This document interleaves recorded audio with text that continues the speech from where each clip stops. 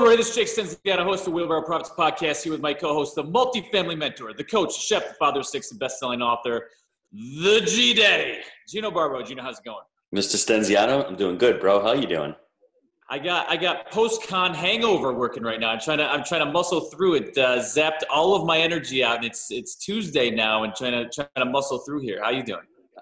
I was on the road all day yesterday, bro. 11 hours took to get home with 6 kids in the car. They did better than I did. You know what I'm saying? It was a great event. Over 400 people were there this weekend. It was. So Multifamily Mastery 2 in Nashville, bringing the Panya, making it happen. What was your biggest takeaway?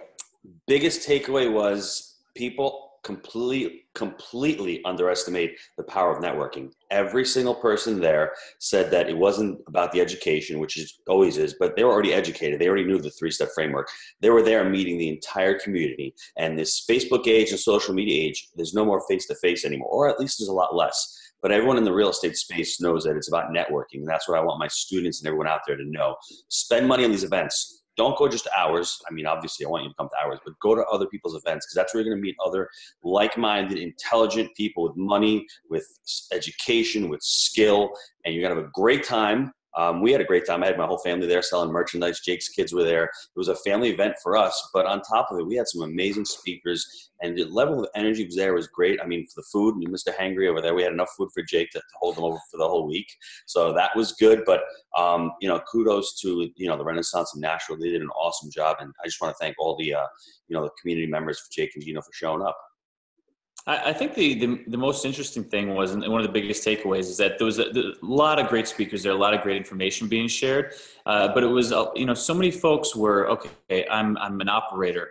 I'm a money guy. I'm needing money. I need an operator. And there was so many people from both sides of the spectrum and just meshing together and finding people they could work with. And then they could also share the same sort of, beliefs and mindset with. And that's why I think the event was so great, because we're able to put those people together and they're really able to pull it through. So, well done there, and look forward to next year. And hopefully we'll get that up soon so people can, get in early, right? Just the level of speakers there. I'm going to mention one little golden tip that Jay Scott mentioned.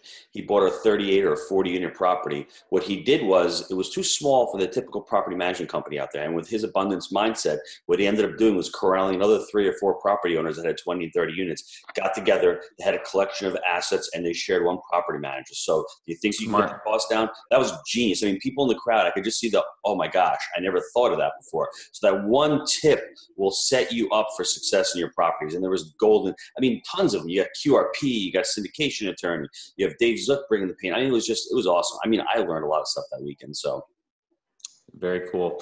Hey, well, let's get back to it. Today's guest is Len Berkowitz. Len is the managing director of Riverside Tax. He is a 1031 expert, and today he's going to share his insights on how to best utilize a 1031 exchange for multifamily. So without further ado, Len, welcome to the show. Hey, Len. Hey, Jake, Gino. Thanks for having me on. I'm really excited to join you guys here today and talk about the world of 1031. Thanks for being here. Why don't you give us a little bit about your background and how you got started in real estate? Sure, happy to. So I am a tax attorney. I graduated Fordham Law School in 2005. I started working at PwC as a tax consultant. At that time, my practice varied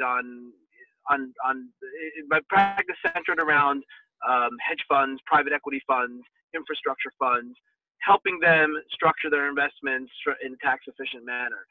So I worked on a lot of different real estate funds, both domestic and international. I spent about 6 years at PwC. I then went to another accounting firm called RSM McLadry. Spent a couple of years there doing a lot of the same things.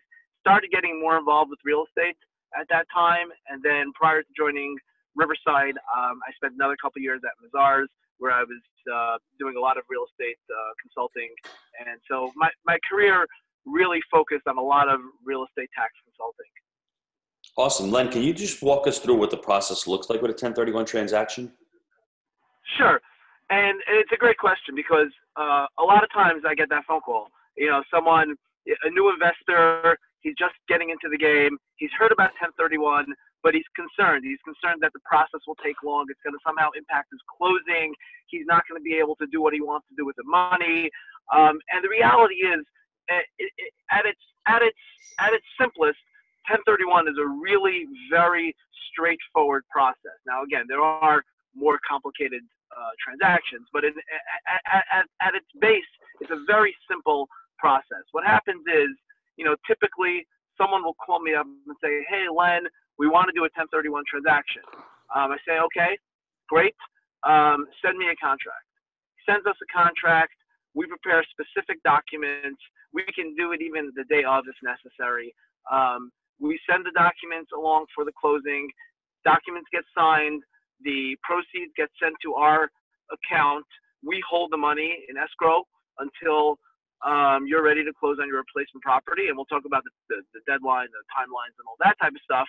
And then when you're ready to purchase your replacement property, we send the money out to the closing, and that's it. At its core, it's very simple. Now, again, the devil, of course, is always in the details. There's a lot to know and there's a lot to understand, but there's nothing stopping any single investor from doing a 1031. And in fact, every investor I speak to, I try to explain to them what the benefit is. So what are the top 10 things that you need to know about a 1031? Sure. The most important thing, there's a top 10, but I think there's a one. And the one is it must be done before closing. I can't tell you how many times I get a phone call say, "Hey, I closed last week on my property and I want to do a 1031. And unfortunately, my answer is always the same, like, it's too late.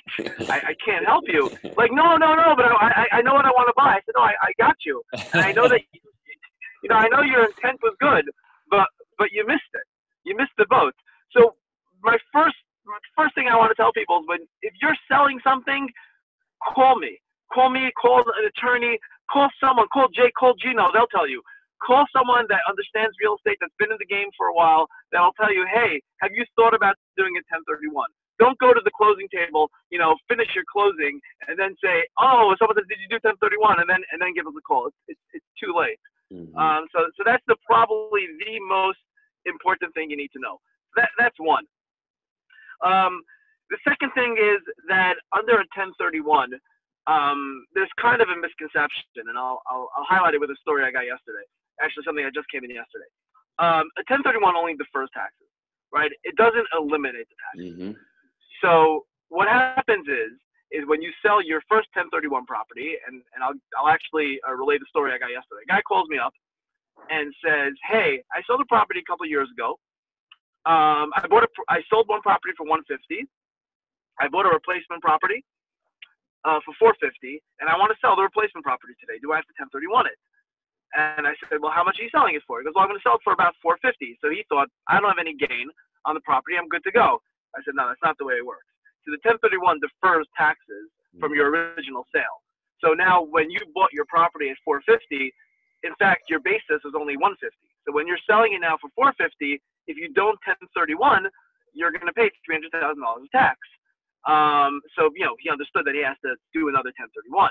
So again, it's important to understand that once you're in the 1031 game, you kind of have to continue along with it. And not that that's a bad thing, but you just do have to understand that once you're in the 1031 cycle, it's something you're going to continue to do.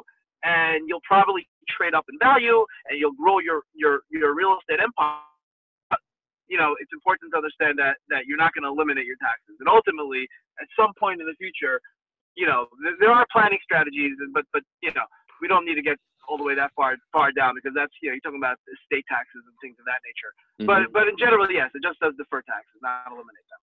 So my question is it better to start off, if you're doing large multifamily buildings, say 100 plus or whatever, is it better just to start off doing cost segregation and then just continuing to buy and cost seg buildings so that the cost seg basically just takes care of you, rather than having to play the hot potato 1031 game, or is it just depending on someone's goals? Again, another great question, and one of the things we do at Riverside, in fact, is cost segregation. So we come across this often, where you have investors that either want to do cost seg, they've done cost seg, and they want to understand the reason to do or not do it, or do or not do a 1031. And in some cases, in fact, you can do both, really depending on what your carryover basis is. So if your basis isn't that low, you can still do the cost seg. It's interesting. What I find is it really depends on the investor. I have a lot of investors that do 1031s and do cost seg. The reason being because even though they've done the 1031, they still have other income. They're able to use the depreciation to offset their rental income, other income that they have.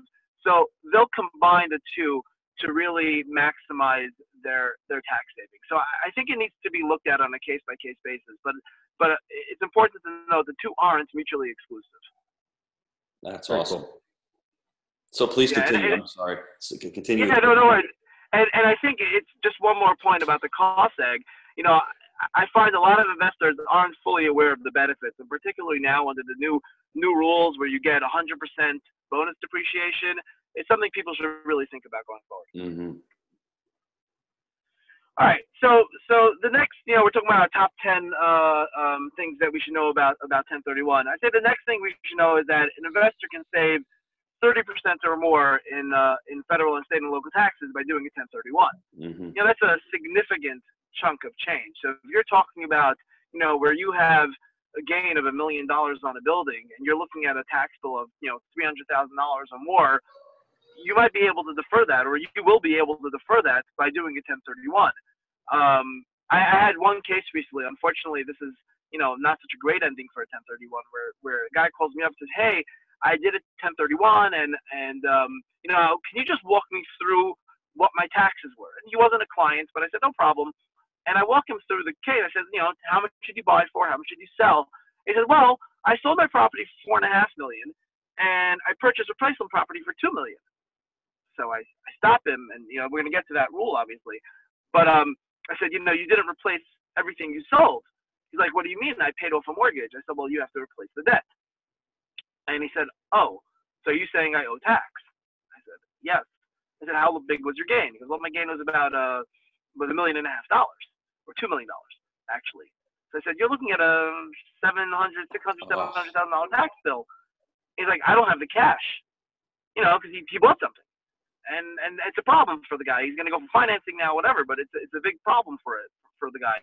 So again, that's a case where unfortunately went bad, but we're talking about big numbers. When you're talking about a big gain, you're talking about the ability to defer large amounts of taxes that you can use to pump into your next building. So, it's hard for me to understand why somebody wouldn't do a 1031 to defer the taxes. Mm-hmm. All right. So let's move on. Top 10. We're up to number 4. Only trade, business, and investment property can be exchanged. Again, another thing that I think people sometimes fail to understand. And we really have to understand what that means, trade or business and investment property.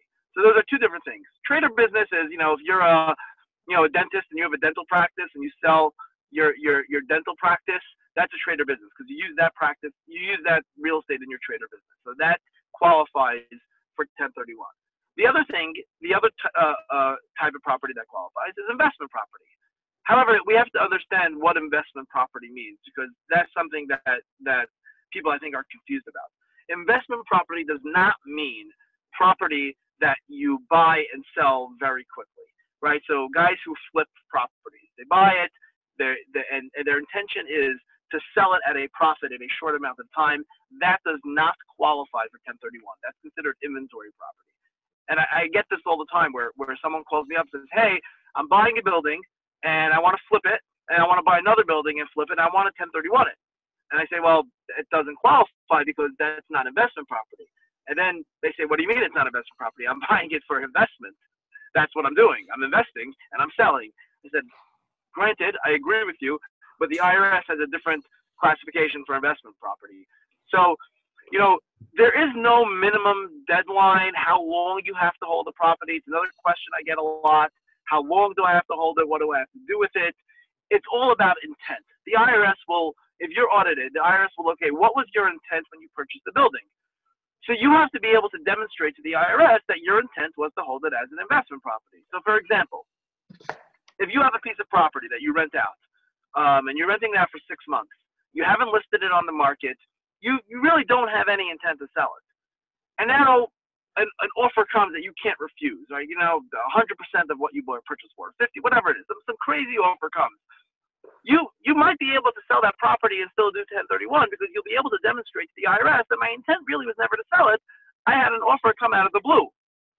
But if, on the flip side, if you're renting out a property, but you listed it 6 weeks after for sale, 6 weeks after you purchased it, it just took you a year or a year and a half to sell it because maybe your price was too high or whatever the case may be, even though you've held the property for over a year, the IRS can say your intent was never to really hold this out as a rental property. You really wanted to sell it. So it's very important to be able to demonstrate to the IRS that your intent was to keep this property as an investment property. And that's why, there really is no minimum time frame. I stay away from that. I know some practitioners will tell you there's a year, 2 years. It doesn't exist. It's not written anywhere. There's no case law about it. But again, the longer you hold it, the more likely it is that you'll be able to demonstrate that your intent was to hold it as an investment property. Len, the problem is with most investors on that first scenario, to me, that's not an investment. That's speculation. That's the problem. People get confused. You're buying something and flipping it. So people going into investing, that's not investing. That's like buying a stock for $30 and trying to sell for 35. To me, that's speculation. That's cap gains. You're looking for appreciation. So that's where people have the disconnect to begin with. So guys, when you're out there investing, learn what the word investing is. Leverage, liquidity, control. That's the 3 tenets of what an investment is. The first scenario of buying a property, fixing and flipping it and selling it, that's a speculative, endeavor. So please just don't mix those 2 scenarios up. So sorry to interrupt. Yeah, no, that's great. And Gino, in fact, I think next time I get one of those phone calls, I'm going to conference you in so you can explain that to my clients. They don't get it. Dude, you hit me up, man. Gino, Jake, and Gino.com. I love to educate them because that is the bane of my existence because I've made mistakes from that. The guys in 2008 were always looking for cap appreciation. People in your market with the 3 caps, they're buying and, preserving the wealth, but they think they're investing. They're not really investing. You're either preserving the capital or you're speculating on someone other idiot coming by and paying a higher price than you did. So at least figure out what you're trying to do with your investments. And from what I'm getting from this entire conversation, you need to have these team members in place. You need to have a cost seg guy before you buy. You need to have a 1031 guy before you buy. You need to have your syndication ready before you buy. You need to have an insurance agent ready before you buy. Your title company, your accountant. You need to have that bulletproof, awesome team ready to rock and roll. And that's what Jake and Gino does. We have all these team members, but you need them before you make a purchase because that purchase price can really be, affected by so many different variables. And if you have all these professionals telling you, hey, listen, you can pay a little bit more, but if you defer your taxes here or you do a little cost save here, you can actually benefit tremendously by all this advice. So, Len, I want you to continue from these things because they're awesome. I mean, just go through every one of them. Yeah, sorry. No, thanks. And those, by the way, I just want to say, those are great points. I think a lot of people don't understand that. They don't realize, that it really does take a team to really maximize your value. There are a lot of guys out there. They run around and they're just running by the seat of their pants and they don't know what they're doing. And then they're trying to play catch up at the end. And listen, it sometimes it works for people sometimes, but the fact that it works isn't evidence that that's the right way to do it and that it works. They fell into it. Luckily that it worked for them. For most people, I think the right approach is exactly the one that you laid out. Len, another thing, I get the piggyback off of that. Jake and I did that on our first couple investments. We got lucky. The market was great. But then by our third investment, we're like, hold on a second. We've got the team now. We've got a CapEx team. We've got a great broker. We've got a great banker. We've got a great insurance guy. Bring it all together and it makes the transaction so much easier. And there's so much more, you can bring to the thing. So on your first or second transaction, you might not have a team. But if you're going to be in this for the long term, don't be cheap. Pay these guys and try to get guys who are vetted and try to get guys who are experts in their field. So, yeah, I couldn't agree more. So let's continue through our top 10. So, number 4 and 5, I kind of commingled there and I said them together. So number 5 that I was going to say was that property has to be held for investment rather than resale. We discussed that already. Number 6 is, again, one of the probably most important thing is that people don't understand is that there are very strict deadlines that apply in order to properly complete a 1031 transaction. And let's talk about the 2 deadlines that every single 1031 investor must know. The first one is 45 days. You have 45 days from the day that you sell your property, which we call the relinquished property. You have 45 days to identify replacement property. If you do not identify replacement property within 45 days from the day that you sold your relinquished property, you failed the 1031. You'll get your money back, and you're going to pay taxes on the sale. There's no penalty. You're just going to pay the taxes on the sale. So it's very important that investors understand this, that they must identify property. And can you get into what identify means, though? Yeah, definitely. You took the words out of my mouth, guys. So perfect. Identifying property doesn't just mean, hey, I know what property I'm going to buy. I thought about it in my head, so I've identified a property. It would be great, though. But, that's something Jake Gino. Trust me, guys, I get that, right? Oh, what do you mean? I was going to buy 1, 2, 3 ABC Street. I said, did you tell anyone? No, but I identified it. Yeah. All right, so you have to provide in writing and in a signed declaration the properties you can identify. Most qualified intermediaries, such as ourselves, have a document that we'll send you, that we ask you to fill out immediately after closing. We send it to you, and we say, hey, here is your identification ID requirement paper. Please fill it out and sign it and send it back to us before, whatever the date is, 45 days. We obviously calculate it for you, and then we remind them at day 30, hey, guys, we haven't seen your ID. You have 15 days left to ID. If you do not ID in the next 15 days, you're going to lose your 1031. Please send us your identification. So it's very important to have that. Now, there are rules regarding it. You can't just identify. Now, right, if somebody wanted, they can say, all right, I'm just going to identify 20 pieces of property. I'll buy one of them. And what's the problem, right? So the IRS kind of, figured that game out and said, well, you can only identify up to 3 properties without any restriction. So if you have 3 potential properties you're looking at, you can identify 3 of them and only purchase 1 or 2 or 3. You can purchase all 3 of them, frankly, as long as you purchase up to the amount that you sold. So if you sold a property for $5 million, you need to purchase $5 million worth of property, and these 3 properties you've identified equal or exceed $5 million, and you purchase all of them, wonderful. Or you purchase one of them, $5 million, wonderful. Now, if you want to identify more than 3 properties, now we have to start to understand what the rules are. If you identify 4 or more properties, you can only identify up to 200% of the value of what you sold. So in our case, where you sold a property for $5 million, and now you've identified 5 potential properties you want to purchase, you can only identify up to $10 million of replacement property. If you identify more than $10 million of replacement property, you will have to close on 95% of what you identify. So if you were to identify 5 properties with a value of up to $12 million, you'd have to close on 95% of that. What is that, like $11.5 million or so? Mm-hmm. So it's very important to understand you can't just identify anything. I mean, you can identify any parcel of any real property, a parcel of real property, but you can't. There are restrictions in what you can identify and how you identify it, and so it's important to, again, goes back to your point, Gino. You have to have your attorney, you have to have your broker in place, you have to have your 1031, your title company in place, all of that, so you can understand what these rules are and what you need to do. You don't want to be on day 44 and say, oh, I didn't identify anything yet. What do I do now? Right? You want to have all this in place beforehand. So, in fact, you should be really doing this prior to your sale.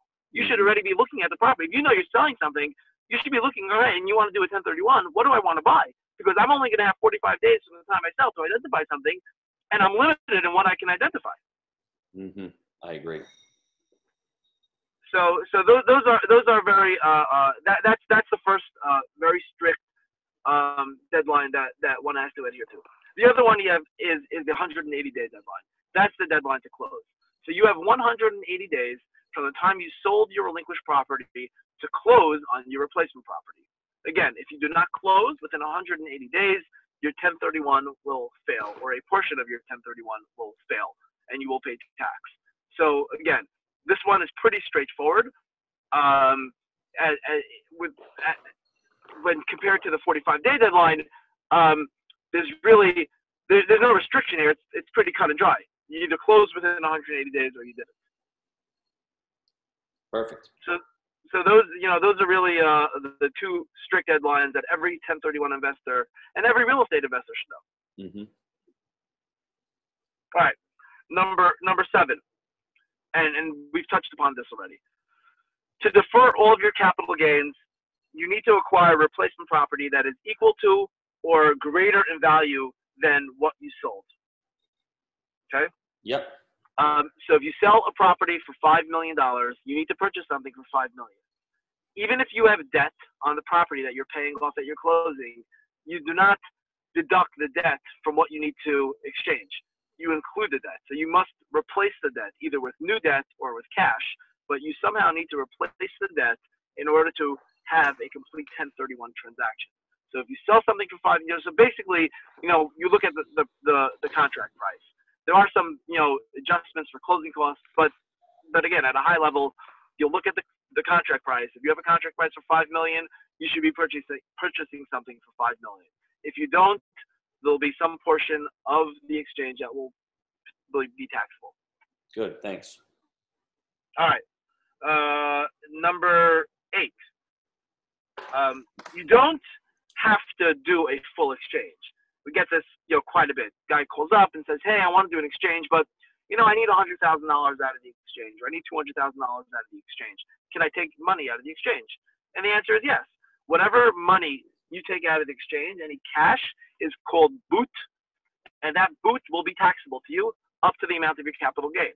So if you have, if you did a 1031 and you have $1 million gain on it that you're deferring, but you took out $200,000 of cash, you'll be taxed on $200,000 of cash as capital gain.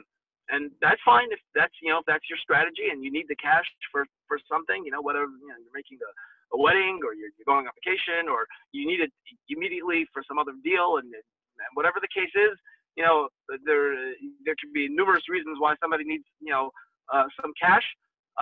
You can take the cash out and you just won't defer gain on that portion and you'll defer gain on the rest. It's something that it's not done all that often. I mean, again, it's done, but most of my clients don't take cash out of their deals. I'd say 1 out of every 20, 1 out of every 30 take cash out and pay the taxes on it. Sometimes they don't realize and there's a little bit cash left. They couldn't place all of it. They were able to place, 95% of it or, 98% of it, but there's a little bit of cash left. So they'll take the cash and they'll pay the tax. But again, it's usually not the strategy going into it. Usually somehow they fall into that situation. It's important to know, number 9, that you could do something called a reverse exchange, where you, instead of selling first and purchasing after, you purchase your replacement property first and you sell after. It's a more complicated transaction. The IRS has ruled on it. They've issued, there are specific rules you have to follow in order to fall within the safe harbor. Where it's possible to structure it as a normal forward exchange, I highly encourage taxpayers to do so. It's much simpler. It's easier for us to understand. It's easier for the IRS to understand. There are less requirements. Nevertheless, it's also less costly. Nevertheless, there are situations where someone has to do a reverse exchange, and we're happy to accommodate them in those cases. And those transactions, again, are completed. You have a lot of the same deadlines, 45 days, 180 days, just works in reverse. So you have 45 days to identify what you're going to sell and 180 days to sell it. But you have to be a little more, there's a little more involved. We have to set up another entity to purchase it. Usually the exchanger has to have an LLC so that gets assigned to us. So it's a more complicated transaction, but it definitely can be done. The last thing that I'd say that you should know is when you have related parties, you really need to pay special attention to the rules. There are very, very detailed rules in the regs regarding related party transactions and 1031s and the interaction and whether a related party transaction can qualify. I strongly encourage people to avoid that if they can. The cases that I've had with related parties have all been cases where people were not intentionally, but they didn't realize that what they were doing kind of was trying to skirt certain rules. And then when I explained to them, they understood, and then they didn't move forward with their 1031s. I think there are legitimate cases where you have legitimate related parties that are involved in transactions, but again, I think you really need to pay special attention because it's very easy to trip over those rules. And I think that's our top 10. Before we get to the short answers, just give me a couple of biggest mistakes you see going into a 1031 transaction. Sure. I think the biggest mistake I see is people choosing QIs for things other than experience and ability to work with them. Whether it's on price, whether it's on location. I mean, people have all sorts of reasons for choosing a qualified intermediary that I don't understand. And we're not the only qualified intermediary in the game, and we're not the only good one in the game. But there are plenty of bad ones out there. And there are plenty of them that don't understand the rules, that are not willing to help you. I can tell you that we go the extra mile for every single one of our clients. Well, I had just last night, a guy emailed me with a very complicated spreadsheet from another QI that he asked me to review for him. And he's like, oh, well, will you charge us? I said, no, I'm not going to charge you. I'm happy to review it for you because, listen, that's what we do. We're very customer service oriented. We're highly professional, and we're very educated. I've been doing tax law for 15 years, and I think it's very important that you have a QI that understands the rules and has procedures in place to ensure that you will carry out a good 1031 transaction. That's probably the biggest mistake that people make.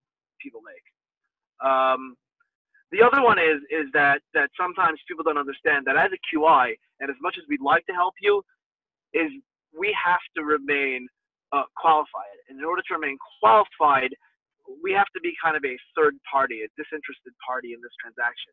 Because ultimately, we're a facilitator. That's what we're doing. We're here to facilitate your 1031 transaction. So I can't act as your attorney. I can't act as your accountant. I can't act as your broker. I can't be your agent in any way, shape, or form. That being said, I'm happy to help you as much as I can and put you in touch with the right people and walk you through the requirements. But we can't act as your agent in any way. The moment we act as your agent, we will disqualify the entire 1031 transaction. So it's important that taxpayers understand that. The other thing I want to point out is, and I get this a lot, where we're holding money for a lot of our clients. And sometimes at a closing, we'll get a request to send the money to the exchanger's attorney. We can never do that. And even though as an attorney someone as an attorney might say, well, I'm not really, I'm hired, I'm not the taxpayer, I have my own escrow account. It doesn't matter. The attorney is viewed as an agent of the taxpayer, and we can never send money to the exchanger's attorney. So when the exchanger is purchasing his replacement property, we'll never send money. We can send money to the title company. We can send money to the seller's attorney. We can send money to the seller. We cannot send money to the exchanger's attorney. So those are some of the things I'd want to point out regarding mistakes and the like. What is it to you and your organization that you believe your true value is? Is it tax deferment? Is it wealth preservation? What do you guys promote? We are Riverside 1031 and Riverside Tax is part of a title company as well, Riverside Abstract, and we promote. We like to look at ourselves as a full service provider to our clients for all their real estate needs. So yes, we promote wealth preservation. Yes, we promote tax deferment. But our goal is really customer service, to be there for our clients for what they need. And so we like to look at a complete picture. When we have a client that's purchasing or selling property, have a talk with them and try to understand their goals and their needs. Do they need a 1031? Do they need cost segregation? Do they need help with lending? Do they need an introduction to brokers? What is it that they're looking to achieve, and we want to help them achieve their goals? That's how we view ourselves. I don't want to say that we pigeonhole ourselves and we just do tax deferment. We do wealth preservation. No, our organization is much broader than that. Very cool. With that being said, are there any books that you've read recently or that you'd like to recommend that help your clients along the tax deferment or wealth preservation path that you recommend? That's a great question. The tax code, is that a good book? No, not for Jake. That's not for me. and not for the listeners either, man. We were rocking up until this point, man. You're killing me now. No, I was kidding, obviously. The tax code is a terrible book. It's very poorly written and even more poorly understood. I get information from a lot of places. What I find in today's day and age, I'm getting information from guys like you, from listening to podcasts like what you guys have out there, going to lectures like what you guys have, really trying to understand the marketplace and understand what the best ways are to preserve wealth and to really defer taxes. I can't point to any single book, say, hey, read this or that. But what I would tell people are, talk to Jake and Gino. These guys have a blueprint. They understand what needs to be done. And I'm sure you guys, have some great resources for your clients to read and the like, because you guys have just so much information and such a great network out there. What's the best way for people to get a hold of you and start their relationship and to take that next step? Yeah, you can call me, you can email me. So I'll give all that information out. You can go to our website. So let's start with my email address is Berkowitz, L for Len, Berkowitz at rs1031.com. That's the easiest way to reach me. If that's too confusing, you can email info@rs1031.com. That comes to me as well. You can call me at 718-226-0300.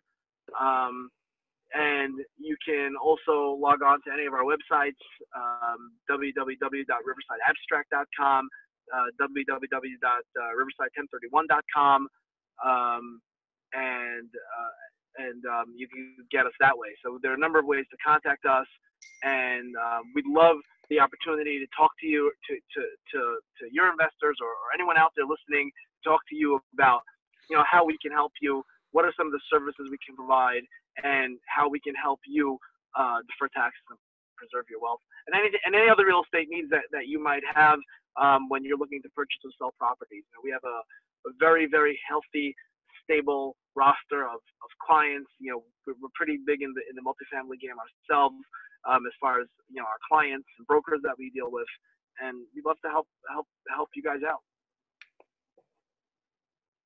Mr. Stenziano? I have one final comment. Yeah, and it's just, if you're not doing cost seg or you're not doing 1031s, I think that it can seem kind of intimidating early on, and that's one more thing to figure out. I'm just going to pass on it. But the difference in terms of what you're keeping or deferring or preserving, whatever the case may be, is real. It's quite a bit, and I think a lot of guys out there may be a little intimidated by it. But picking up the phone call, making a phone call, educating yourself, hooking up with someone that really knows it can be the difference in a ton of money. Because even if you want to just talk cost seg for a minute, you can save so much money on your taxes if you have the right asset and you do a cost segregation study that it's had a profound impact on my life. So I think that it's totally worth exploring it, and don't be intimidated if you don't understand it right from the jump. Mr. Stenziano, I'd like to say that he's doing multifaceted 1031, huh? He's got multiple streams. He is. Multiple streams Title of income. company, I love it. Title company, he's got, so he's built a real business from his infancy, from as being a tax attorney. So he's a business guy. Len gets it. I think everyone who's out there who's complaining that the wealthy aren't paying taxes into the 1%, there's a reason why, because they create these amazing teams. They get amazing people. They pay them, and they learn the strategies. You know what? Like we had somebody at the event say, the rich, they write the rules. Yeah, but they write the rules. Anybody can follow those rules. And that's the problem that I see. So Len's just following the rules and helping his clients follow the rules to wealth. So make sure if you guys are out there shopping for 1031 or cost seg, hit Len up. If you can't reach him, Gino at jakeandgino.com. I will make that introduction to you. I just want to thank Len for coming here and talking honestly about a pretty boring subject and making it very interesting and very informative to the listeners. It's not boring when you start seeing some of the money, right? Dude, he's talking about the tax code. My head's going to explode when you talk about the tax code. So, but you're right. It's exciting to be able to save money, to defer taxes, and to continue to grow your portfolio that way. So these strategies are vital for the listeners out there. So I just want to say thanks for Len. Come on and share. The check isn't boring, Gino. All right. Thanks, guys, for having me on. I really appreciate it. Thanks, Len. You're welcome. Have a great day, everybody. Take care. Bye-bye. Yeah.